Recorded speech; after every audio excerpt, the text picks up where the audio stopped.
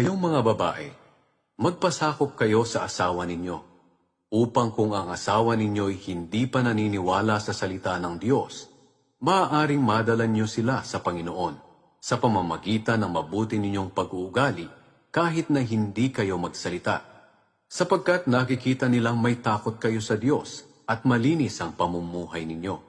Kung gusto ninyong maging maganda, huwag sa panlabas lang tulad ng pag-aayos nyo ng buhok na nilalagyan ng mamahaling alahas at pagsusuot ng mamahaling damit. Sa halip, pagandahin ninyo ang inyong kalooban, ang mabuting pag-uugali na hindi nagbabago. Maging mahinhin kayo at maging mabait. Ito ang mahalaga sa paningin ng Diyos, at ito ang ginagawa ng mga babaeng banal noong unang panahon. Nagpapaganda sila sa pamamagitan ng pagpapasakop nila sa kanilang asawa. Katulad ni Sarah, sinunod niya si Abraham at tinawag pa niyang Panginoon. Mga anak na kayo ni Sarah, kaya dapat matuwid ang ginagawa niyo at huwag kayong matakot sa kahit anuman.